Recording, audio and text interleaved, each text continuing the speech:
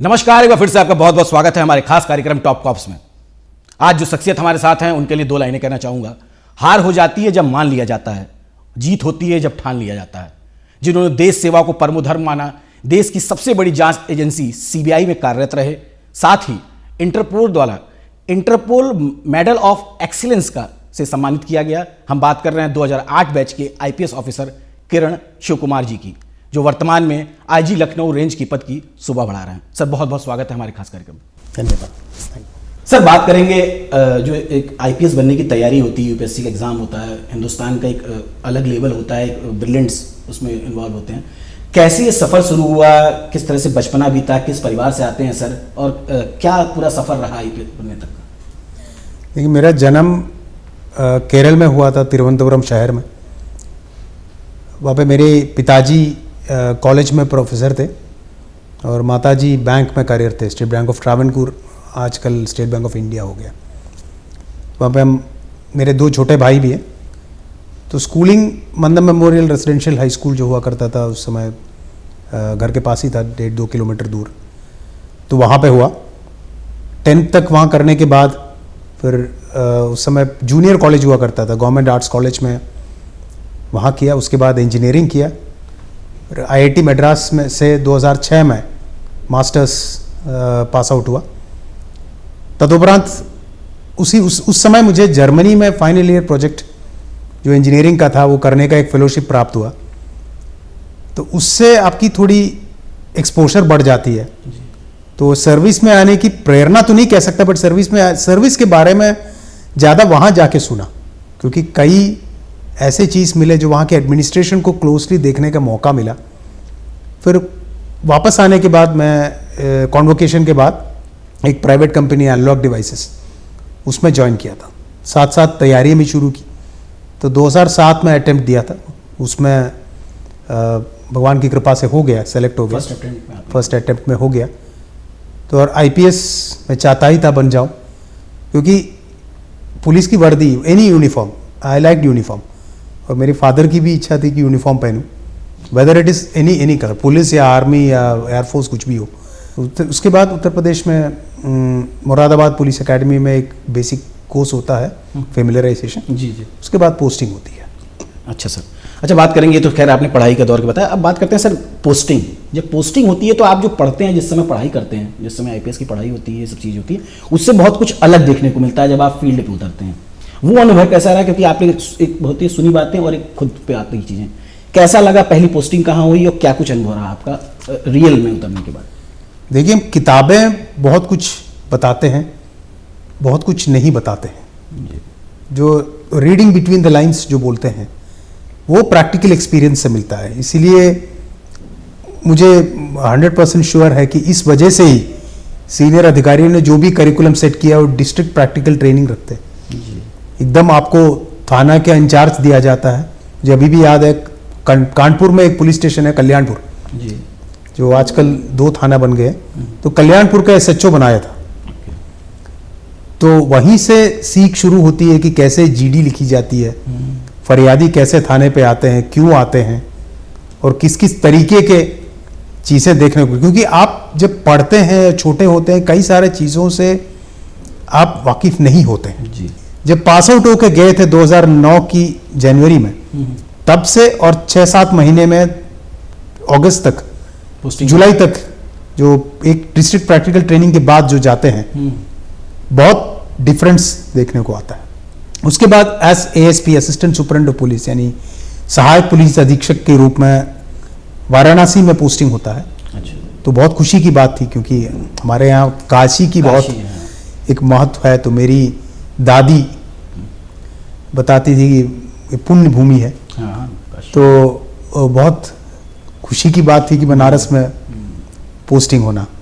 तो फिर वहीं से एएसपी तो 1.5 साल की होती है। अच्छा। तो 2012 तक वहाँ कार्यरत थे। सर वाराणसी से शुरुआत की है, तो वाराणसी से शुरुआत करते हैं। एक मामला हुआ था सर वाराणसी में, आपके वहाँ पे एसपी रहने के दौरान एक मर्डर केस हुआ था। क्या था वो मामला, क्या क्या थी उस थी? देखिए, मर्डर केसेस हम टीवी में देखते हैं, फिल्मों में देखते हैं। ये कुछ ऐसा था कि एक मर्डर होता है और उसकी विवेचना में ये पता चलता है कि 6 महीना पहले एक और हुआ था, जिसकी डेड बॉडी गाड़े हुए थे, नमक डाल के, बोरी में डाल के, नमक डाल के कहीं गाड़ रखे थे। उसको जेसीबी से खुदाई करके बाहर निकालना और उसकी रंजिश के पीछे तक चलना। ये दूसरा वाला मर्डर भी हुआ है, किसी को नहीं पता, क्योंकि ना वो काम करने के लिए कहीं लेके गए करके चर्चा थी शहर में, पर उसके बारे में कोई पता नहीं कर रहा था। तो ये भी एक सनसनी तो नहीं कहूँगा, बट बोन चिलिंग जो बोलते हैं वो था कि ऐसा भी लोग सोच सकते हैं, कर सकते हैं। तो इसको ये पुलिस जो किताब में लिखे हैं वो तो प्रोसीजर है, बट ये जेसीबी लाना, खोदना और ऐसे भी सोचना कि कोई इतना नीच तरीके तक सोच सकते हैं किसी की डेड बॉडी तक को ऐसे डिस्पोज करने के लिए, ये फर्स्ट मिस्ट्री आपसी पैसे की लेन देन। अच्छा, इतने और इतना बड़ा हो, हाँ, तो किस हद तक लोग जा सकते हैं, तो इसको बयां करता है। अच्छा सर, बात करेंगे, आप नोएडा रहे, नोएडा में एक आपने बहुत अच्छे मुहिम शुरू करवाई, एक गैजेट आपने लगवाया पुलिस की सुरक्षा के लिए, क्योंकि अमूमन ऐसा होता था कि लोग जो है झगड़ा कर लेते हैं, आपसी व्यवहार में पुलिस पे किसी तरह का भी एलिगेशन लगा देते थे। ऐसे में आपने पुलिस वॉर्न कैमरे लगवा, ये क्या कंसेप्ट था, ये कैसे काम करता है सर, क्या है पुलिस वॉर्न? देखिए, बॉडी वॉर्न कैमरा जो होता है वो विदेशों में बहुत कॉमन है कि पुलिस की यूनिफॉर्म में एक कैमरा फिक्स होता है। आजकल छोटा गैजेट्स आने लगे, समय बहुत मे बी लाइक 400-500 ग्राम का था कैमरा, और उसकी रिकॉर्डिंग होती थी। और बाद में आजकल तो इंटरनेट के जरिए लाइव रिकॉर्डिंग भी कर सकते हैं। तो बॉडी वॉर्न कैमरा था, पुलिस उसको लेके, खास करके ट्रैफिक पुलिस ड्यूटी कर रहे हैं, ड्यूटी के दौरान किसी गाड़ी को आपने रोका, और इसको रखने से फायदा क्या होता है कि पुलिस ऑफिसर जो मौके पर है वो भी प्रॉपर व्यवहार करेंगे, क्योंकि उनको पता है कि रिकॉर्डिंग हो रही है। ठीक बात। और जो सामने वाला व्यक्ति है वो भी रिकॉर्डिंग के वजह से अच्छा व्यवहार करेंगे। किसी और को रिकॉर्ड करके आधा कट के या एक गलत मिस इन्फॉर्मेशन जो है फैला नहीं पाएंगे, क्योंकि ये अपने ही पास है, आपको पता है। तो ये एक पायलट प्रोजेक्ट उस समय चलाया था। क्योंकि सर अगर बात करें कैमरे की, आप जिस कैमरे की बात करें, हम लोग कुंभ में भी रहे, करोड़ों लोग ने आस्था की डुबकी लगाई, कुंभ में भी वो कैमरा हम लोग ने बहुत देखा, हर पुलिसकर्मी के उस कॉलर पे लगा हुआ था, क्योंकि जिस तरह ट्रैफिक डाइवर्जन और तमाम दिक्कतें आती थी, वहां पे मोस्टली पुलिस ऑफिसर्स वो कैमरा लगा रखे थे। तो कहीं ना कहीं वो सक्सेसफुल चीज मानी जा सकती है। ये क्योंकि आप जहां भी विदेशों में जाएंगे, डेवलप्ड कंट्रीज में, क्योंकि ये बोलते हैं, जोर देते हैं एविडेंस बेस्ड पुलिसिंग पे, कि जो भी आप चीज बोल रहे हो it has to be backed with evidence. अच्छा, बात करेंगे सर, आप नोएडा रहे, भले कम समय रहे, आप चले गए सीबीआई में, लेकिन एक आपने और वहाँ पे सेक्टर 18 में मार्केट, अट्टा मार्केट बहुत बड़ी मार्केट है, वो यूपी और दिल्ली के लोग का अच्छा खासा क्राउड आता है।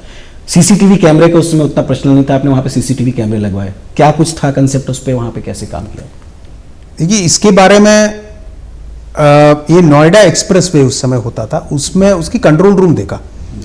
कंट्रोल रूम में एक चीज मुझे अच्छा लगा कि उसमें हर 1-2 किलोमीटर में SOS बूथ था फोन करने की, ठीक है, और कैमरे लगे हुए थे। तो कैमरे में उसकी पॉसिबिलिटी देखा कि कोई गाड़ी आ रही है तो देखेंगे, कोई बिना नंबर प्लेट के गाड़ी या गलत नंबर प्लेट लगा के, ये सब उस समय था नहीं, पर ये सब पॉसिबल हो गया था इतना कैमरा होने की वजह से। तो उसी से ये कि मिला कि अट्टा मार्केट में बहुत लोग आते थे, बाहर के भी, बिल्कुल। तो कैमरा हर एंट्री एक्सिट और हर गली में लगने से हर चीज की मूवमेंट को आप नजर रख सकते थे। तो एक हद तक आपकी क्राइम रोकने में कामयाब हुआ। 1 दशक से ज्यादा, लगभग 1.5 दशक की पुलिसिंग हो गई आपकी। और अगर बात करें तो आप अगर देश की सबसे भरोसेमंद सुरक्षा एजेंसी में है सीबीआई कैसे काम करती है, क्या पद्धति होती है, सीबीआई में कैसे मामले जाते हैं? लोग जानते तो हैं कि सीबीआई है सीबीआई, लेकिन करता कैसे, सीबीआई काम कैसे करता है? सीबीआई में अलग अलग वर्टिकल्स होती है। एक तो एंटी करप्शन का हो गया, एक इकोनॉमिक ऑफेंसेस के लिए, और एक स्पेशल क्राइम के लिए जो स्टेटों से रेफर होके आते हैं, मर्डर के केस हो गया, ऐसे कोई सनसनीखेज केस हो गया। तो ये 3 वर्टिकल मुख्य रूप से है, अन्य भी है। सो इसमें हर कोई भी ब्रांच हो, उसमें एक इन्वेस्टिगेशन प्लान होती है, सीबीआई की एक मैनुअल होती है, उसके हिसाब से आपको काम करना होता है, और उसमें पार्टिसिपेटरी सुपरविजन रहता है। शुरू से ही वरिष्ठ अधिकारी उस पर नज़र रखेंगे और उनको इंस्ट्रक्शंस देंगे, साथ में इन्वेस्टिगेशन करेंगे। और उसी का एक फलस्वरूप अच्छा इन्वेस्टिगेशन होता है, अगेन एविडेंस बेस्ड होती है, और चार्जशीट केस कोर्ट में जाने से पहले उसकी नियमानुसार वेटिंग होती है। एक जैसे कोई एक ऐसा उदाहरण बताइए सर, कोई एक ऐसा मामला जिसको मतलब इजी लोग समझ सकें कि किस तरह से सीबीआई ने उस पर काम किया और कुछ उसका खुलासा किया, तमाम ऐसे बड़े बड़े मामले हैं, तो कोई एक ऐसा मामला सर? देखिए, कई ऐसी घटनाएं होती है। करप्शन क्या होता है, हम नॉर्मली करप्शन के बारे में जो फिल्मों में या पढ़ते हैं कि कोई रिश्वत दिया, रंगे हाथ पकड़ दिया, फिनोफ्थलीन पाउडर डाल के वो पिंक कलर का हुआ, वो आप अक्सर देखने को मिलता है। इसको बोलते हैं ट्रैप। तो ट्रैप एक इंपॉर्टेंट चीज है, पर एक ट्रैप के आगे एक और चीज होती है, कोल्यूसिव ब्राइबरी। दोनों पक्ष, लेने वाला भी और देने वाला भी मिले हुए हैं, उनको कोई फायदा हो रहा है देने वाले की, पैसा लेने वाला पैसा लेके कर रहा है, कोई कंप्लेंट नहीं होती है। इसमें इन्वेस्टिगेशन बहुत मुश्किल होता है। एक केस कहा जाए तो किसी एक संस्था की परमिशंस देने का हो, एक पर्टिकुलर विभाग उसके लिए लगा हुआ, विभाग के कोई अधिकारी उन संस्थाओं के प्रबंधकों से मिल करके पैसा लेके रिपोर्ट्स सही गलत बना रहा हो, बहुत इस तरह के मामले तो आते हैं। उसको पकड़ना बड़ी मुश्किल काम होता है कि इंफॉर्मेशन कहाँ से मिले। तो सीबीआई के पास एक तंत्र है इंफॉर्मेशन कलेक्ट करने का, उस पर फिर काम होता है, एविडेंस कलेक्शन होता है। सही एविडेंस आपको लगता है कि केस बन सकता है, तब केस करते हैं। तो स्पेसिफिक केसेस को यहाँ पर डिस्कस करना उचित नहीं है, बट ये एक तरह की कोल्यूसिव टाइप ऑफ ब्राइबरी हो गया। दोनों पक्ष करते हैं, किसी कोई कंप्लेनेंट नहीं होता। Complainant is always the state, क्योंकि नुकसान स्टेट का होता है। फिर आपके डिफेंस डील्स हो गए, उसमें भी कंप्लेनेंट इज ऑलवेज स्टेट, क्योंकि ये लेने वाला जिसको फायदा मिला वो भी कुछ नहीं कहेंगे, देने वाला भी नहीं कहेंगे, क्योंकि उनको भी फायदा किसी तरीके से हुआ होगा। तो ऐसी चीज़ों में ये अक्सर देखने को मिलता है। फिर तीसरे आते हैं ये बैंक फ्रॉड्स, क्योंकि बैंकों से लोन लेकर हम लोन लेके भाग गया, पर उसके बीच में बहुत कुछ चीज़ें होती है। लोन को डाइवर्ट भी कर सकते हैं अपनी पर्सनल ही नहीं, किसी पर्पस। आप फॉर एग्जांपल आपने घर बनाने के लिए लोन लिया और हाउसिंग लोन से आपने एक मर्सिडीज की गाड़ी खरीदी, this is also diversion of funds. तो ऐसे, और साइफनिंग आउट, कि आप पैसा निकाल के अपनी खुद के उपयोग में यूज कर रहे हो, या किसी पैसा रोटेट करके आपकी अन्य फर्म में विदेश ले जा रहे हो। ऐसे कई केसेस देखने को मिले थे। तो उसमें बड़ी सीख होती है, क्योंकि एवरी केस इज न्यू।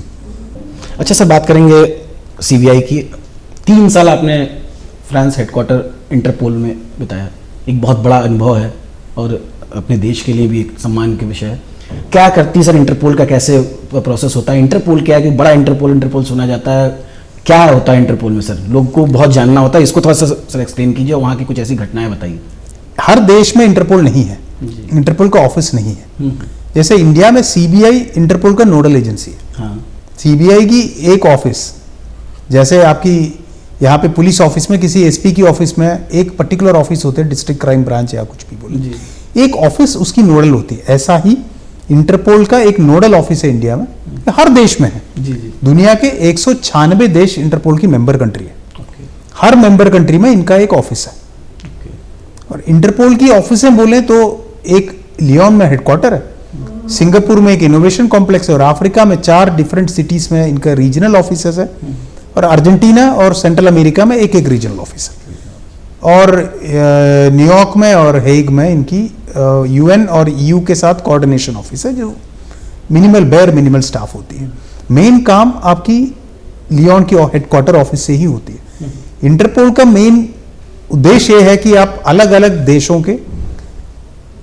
देशों को क्रिमिनल इंटेलिजेंस, किसी क्रिमिनल केस हुआ हो उस संबंध में क्रिमिनल इंफॉर्मेशन शेयर करने का एक प्लेटफॉर्म दे दिया जाए। ये इंटरपोल है। इंटरपोल के बारे में हर आदमी जानता है, रेड नोटिस। अलग अलग कंट्रीज के जितने क्राइम के डाटा हैं वो इंटरपोल के पास रहते हैं। नहीं, जरूरी नहीं है। उस देश जो शेयर करे, जो सीरियस ऑफेंसेस में जो व्यक्ति देश छोड़ के भागा हो, या फॉर एग्जांपल मोस्टली यूज में आते हैं ये आतंकवाद की घटनाओं में जो फॉरेन फाइटर्स आते हैं, फॉरेन टेररिस्ट आते हैं, भले किसी भी देश से हो। कई जगह लोग मर्सिनरीज होते हैं, पैसा पाके वो फाइट करने चले जाते हैं, वो फाइट किया फिर चले गए। वो थोड़ा फिल्मी है, सच भी है।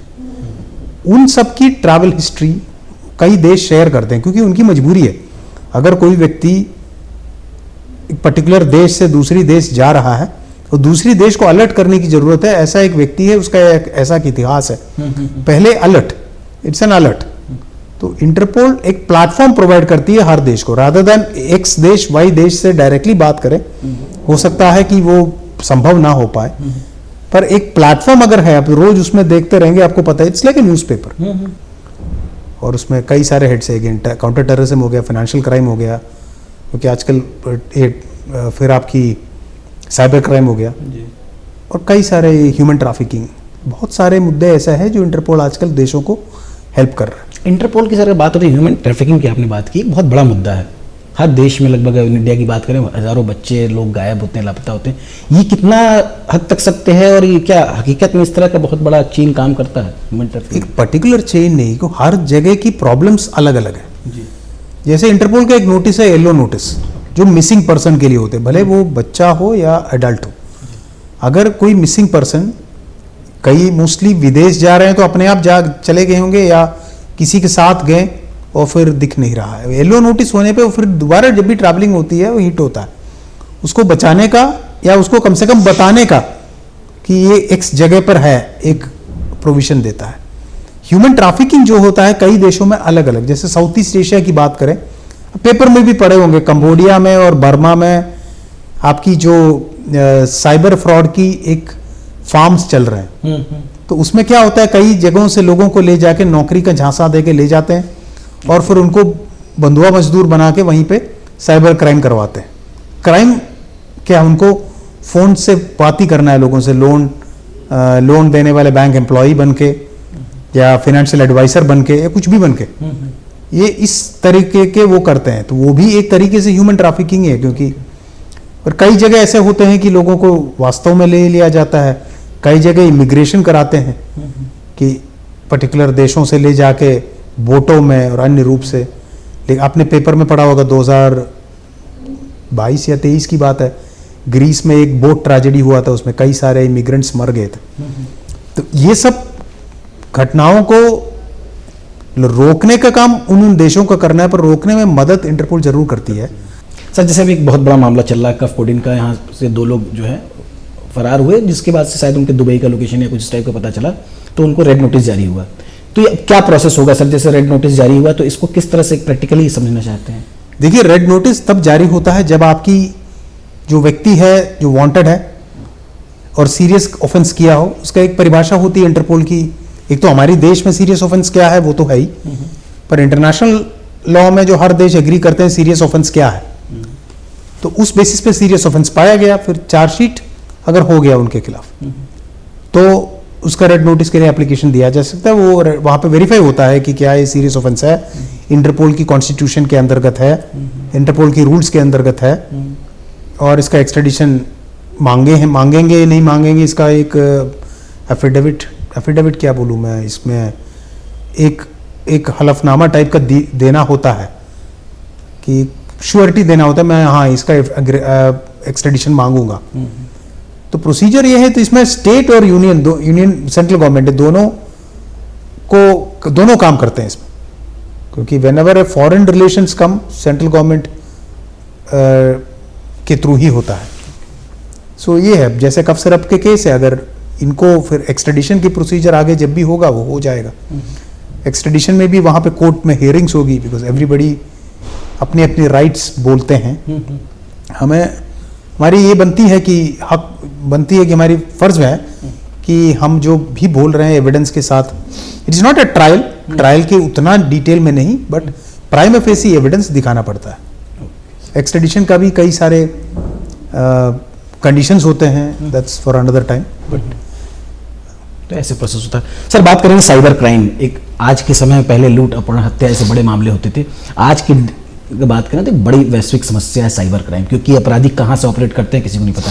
कैसे देख रहे हैं सर साइबर क्राइम को? आपको इसमें क्या कुछ जागरूकता की जरूरत है और आप अच्छा खासा एक्सपर्ट भी हैं उसके मामले में, तो सर थोड़ा सा साइबर क्राइम के बारे में बताएं लोगों को। देखिए, साइबर क्राइम का एक अहम चीज़ है कि विक्टिम और क्राइम सीन और अक्यूज्ड तीनों तीन अलग अलग जगह पे हो सकते हैं। अलग अलग जगह मतलब आपकी सोच की सीमा तक।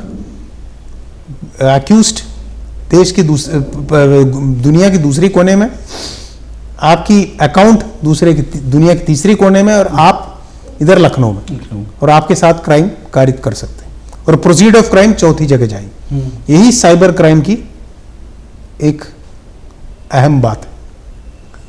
This is the beauty of cyber crime.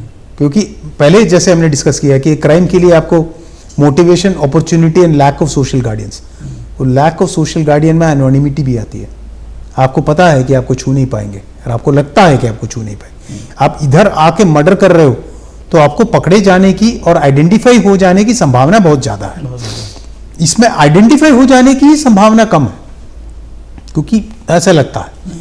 तो साइबर क्राइम, मोस्टली हम साइबर क्राइम के बारे में सोचे तो आजकल फोन में मैसेज आते हैं कि आपकी गाड़ी का चालान हो गया, आप जमा कर दीजिए। आप सोचेंगे मैं गाड़ी चलाया हूं, जमा कर देते हैं, 500 रुपए का होगा, पर आप पे कर रहे हैं 500 रुपये। OTP आएगा, आप OTP डालेंगे और आपके अकाउंट से पीछे से 2-3 लाख रुपए निकल जाएंगे। आजकल हर आदमी डिजिटल बैंकिंग को ये करते हैं, कैश कोई कैरी नहीं करता, आजकल कम हो गया, क्योंकि बहुत कन्वीनियंट है। आपकी मोबाइल फोन से पेमेंट हो रहा है, क्रेडिट कार्ड की भी जरूरत नहीं। तो कन्वीनियंस वहां पर है, पर इसमें जागरूकता की कमी एक जगह है। पर सोशल इंजीनियरिंग में, इसमें देखो टैलेंट की कोई कमी नहीं है लोगों में। तो सोशल इंजीनियरिंग लोग ऐसे कर लेते हैं, आपको विश्वास पे लेके आते ही हैं। तो इसका जागरूकता वहां तक है कि आपको if something is too good it is not true. वो बेसिकली आपको दिमाग में ठानना पड़ेगा, कोई मुझे 22-25% मंथली इंटरेस्ट नहीं देने वाला, इवन ईयरली भी नहीं देने वाला, वो ठगी है। दूसरा, आपको कोई आपकी पैसा लेकर के उसको डबल नहीं करने वाला। पहले जो टप्पेबाजी होती थी, बिल्कुल बिल्कुल, वो मौके पे होती थी, आदमी सामने आते थे, और फिर इन्वेस्टमेंट स्कैम्स होते थे। कोई आपको अप्रोच करता था कि इसमें इन्वेस्ट करो तो ये डबल हो जाएगा, ये डबल हो जाएगा, ट्रिपल हो जाएगा, पर वो लेके भाग जाते। अब ये सब एनोनिमिटी का एक लेयर है। पहले ही खेलोगे इन्वॉल्व हो रहा है तो पैसा जा रहा है, क्योंकि आपको विश्वास में लाया जाता है। यार नहीं, देश में नहीं, यहां बैठे बैठे कई देशों के लोगों को ठगते हैं, इवन उल्टा भी। बिल्कुल बिल्कुल। तो इसका एक स्कैम कॉम्पाउंड है, जैसे हमने पहले बोला कंबोडिया में चल रहा है। तो ये स्कैम कॉम्पाउंड्स में ये लोग यही काम करते हैं। सबसे पहले इसमें चाहिए अवेयरनेस। तो इसमें मैं आपके माध्यम से ये कहना चाहूंगा कि गवर्नमेंट ऑफ इंडिया और गवर्नमेंट ऑफ उत्तर प्रदेश ने बहुत अच्छा पहल इसमें किया हुआ है। एक I4C करके है, Indian cyber crime coordination centre, MHA के अंतर्गत आता है। उन्होंने एक टोल फ्री नंबर इशू कराया 1930 और national cyber crime reporting portal. ये दोनों पोर्टल्स के माध्यम से आपको एक गोल्डन आवर होता है आपके साथ घटना कारित होने के 1 घंटे तक। अगर 10 मिनट में आप इस नंबरों पे बात कर सको तो सबसे बेस्ट है। अगर आपको लगता है आपके साथ साइबर क्राइम हुआ है, फ्रॉड हुआ है, आपको तुरंत किसी और को, ये पुलिस स्टेशन में भी जाने की जरूरत नहीं है। पुलिस स्टेशन में भी, इवन मोस्ट आइडियल केस में भी आप गाड़ी पकड़ के पुलिस स्टेशन तक जाएंगे, 5 मिनट में आप अपना घटना बताएंगे, वो फिर एक्शन लेंगे। आइडियली हम ये सोचते हैं कि 1 मिनट के लिए कि तुरंत हो रहा है, उसके बावजूद भी उतना टाइम वेस्ट होता है। इसमें आपको कुछ नहीं करना, वहीं से इन वेबसाइट में कंप्लेंट रजिस्टर करना या 1930 पर फोन करके करना। तो गोल्डन आवर में करने में क्या होता है कि आपके पास उतना पैसा, वो अकाउंट नॉर्मली वो म्यूल अकाउंट्स बनाते हैं, म्यूल अकाउंट से फिर आगे लेके जाते हैं, तो वहीं पे पैसा रोकने की एक संभावना बहुत ज्यादा होती है। मिनटों में निकल जाते हैं, पर हम जितना सतर्क रहें आपके साथ होगा नहीं। अगर हो भी गया तो ये कार्रवाई करने की जरूरत है। बाकी पुलिस ट्रेंड है इसमें करने में। कई लिमिटेशंस आते हैं। अगर पैसा, जरूरी नहीं कि लखनऊ में फ्रॉड हो गया, आपकी अकाउंट नोएडा में है, लखनऊ में बैठे आपके साथ फ्रॉड हो गया, नोएडा से पैसा चले जाते हैं मुंबई से चले जाएंगे हैदराबाद से अंडमान चले जाएंगे। तो हमारे जो ऑफिसर है वो इतनी जगह नहीं तो सर्वव्यापी तो है नहीं, तो somebody has to go and collect all these details or collect it online. The systems are in place, are getting better. तो उम्मीद है कि ये इन ड्यू कोर्स से अच्छा होगा। पर एक गोल्डन आवर बहुत इंपॉर्टेंट है। जैसे एक्सीडेंट में बोलते हैं गोल्डन आवर, बिल्कुल पहले आधे घंटे में 1 घंटे में आप पहुंच। एक्शन लो, कुछ भी एक्सीडेंट ट्रॉमा होती है तो it holds good for cyber crime also. Sir बात करें, आपको आईजी रेंज की जिम्मेदारी मिली है, कई जिले आपके अंडर में हैं। अब ये सर एक नई जिम्मेदारी मिली है, चूंकि लंबे समय के बाद आप लौटे हैं, 10 साल खैर बहुत बड़ी एजेंसी में रहे। क्या कुछ लगता है सर अब आगे क्या करना है? देखिए, यहाँ आए तो मैं तो अपनी डीजीपी महोदय से और माननीय मुख्यमंत्री महोदय और अन्य सीनियर अधिकारियों का आभार व्यक्त करूंगा कि एक ट्रस्ट जो जताया है इतने साल बाहर रहने के बावजूद, तो इस पे मेरी एक रिस्पॉन्सिबिलिटी 4 गुना 5 गुना बन जाती है कि मैं उस ट्रस्ट को निभाऊं और अच्छा काम करूं। सो बेसिकली रेंज में 5 जिले हैं, जैसे आप जानते हैं। ये मुझे लगता है लखनऊ मंडल उत्तर प्रदेश की सबसे बड़ा मंडल है। लखनऊ शहर भले नहीं है बट क्षेत्रफल में, एरिया में सबसे बड़ा है। अलग अलग प्रॉब्लम्स है तो वहाँ के एसपीस कॉम्पिटेंट है, वो अपना देखेंगे। पैरास आईजी शासन की जो प्राथमिकता है, डीजीपी महोदय की तरफ से जो भी इंस्ट्रक्शंस आते हैं उसको बताना और उनकी फॉलोअप देना, रोज़ मॉनिटरिंग करना। कुछ चीज़ें ऐसे होती है ऊपर लेवल पर मॉनिटरिंग होना ज़रूरी है, तो इसके मॉनिटरिंग करना। फॉर एग्जांपल फेस्टिवल्स आते हैं जी। फेस्टिवल्स में दो जिले में मान लो एक परिक्रमा चल रहा हो 2 जिलों में, इसका कोऑर्डिनेशन एक बहुत इंपॉर्टेंट हो जाता है। किसी भी इवेंट हो उसको कोऑर्डिनेट करना, उस पर उनको गाइड करना और मॉनिटर करना, इन्वेस्टिगेशंस की गुणवत्ता इंश्योर कराना और क्राइम कंट्रोल के लिए जो टाइम टेस्टेड मैकेनिज्म्स है उसको इंश्योर करना और बेहतर पुलिसिंग के लिए कोशिश करना। ऑलरेडी पहल चल रहे हैं, क्योंकि आप जैसे आप जानते होंगे यक्ष ऐप लॉन्च किया गया था। कई सारे पिछले 1 साल में मैं सुना हूं कि अभी आने के बाद देख भी रहा हूं, कई सारे ऐसे पोर्टल्स और ऐप्स ऐसे बने हैं जो पुलिसिंग को बेहतर बनाने की क्रम में एक कदम। पे बहुत कुछ चल रहा है। महिला मिशन शक्ति केंद्र है। मिशन शक्ति केंद्र में एक्चुअली 5 जिलों में देखा हूं कि मिशन शक्ति केंद्र, पुलिस स्टेशन में जो मिशन शक्ति केंद्र है, 1 स्टॉप शॉप हो गया। कोई भी तरीके की इनकी समस्या हो वहीं जाते हैं। ज्वाइन करते ही सर आप गए, सारे जितने आपके अंडर में जिले हैं उसमें क्या निर्देश दिया आपने उन लोग को, कप्तानों? देखिए, निर्देश वही है कि शासन की प्राथमिकताएं जो मिशन शक्ति केंद्र हो गया, साइबर क्राइम पर रोकथाम हो गए और कम्युनल इंसिडेंट्स को सीरियसली देखने का हो गया और फेस्टिवल्स पे सतर्क दृष्टि रखने की हो गई, क्योंकि कोई अनहोनी ना होने पाए। फेस्टिवल एक फेस्टिवल के रूप में मनाएं, त्योहार खुशी की माहौल है, उसमें गम ना आने दिया जाए। और क्राइम कंट्रोल में खास करके प्रॉपर्टी ऑफेंसेस में, जैसे किसी घर पे लूट नकबजनी डकैती वगैरह कम करने के क्रम में कार्रवाइयाँ किया जाए या पुरानी अपराधियों को चिन्हित करके कार्रवाई किया जाए। माफिया टाइप के एलिमेंट्स है उसको शिकंजा कसा जाए। और एक पहल जो चल रही थी यहाँ पे ऑपरेशन कन्विक्शन, यानी हमारी अपराधियों को सजा दिलाना। इसी क्रम में हर जिले को इंस्ट्रक्शन है कि अपने अपने 20-20 क्राइम चिन्हित करके उस पर प्रभावी पैरवी करें। पहले सीबीआई की बात आप पूछ रहे थे, इसमें प्रोसिक्यूशन मैंने बताया बहुत इंपॉर्टेंट है। यहाँ भी वो पहल कराना है, पूरे स्टेट में हो रहा है डीजीपी साहब की निर्देशन में। इसी के क्रम में बेहतर कार्य करें। तो ये थे हमारे साथ आईजी रेंज लखनऊ किरण शिव कुमार जी, जिन्होंने विदेशों तक अपना परचम लहराया और अच्छी पुलिसिंग, ईमानदार पुलिसिंग की एक मिसाल बनाई। धन्यवाद। एक अच्छी पहल है टॉप कॉप कि इसी के माध्यम से मुझे भी कई वरिष्ठ अधिकारियों के बारे में, उनकी जीवन परिचय और वर्क के बारे में जानने का अवसर प्राप्त हुआ था। तो इस शो में मौका देने के लिए बहुत बहुत धन्यवाद। मिलते हैं अगली बार ऐसे एक टॉप कॉप से। धन्यवाद।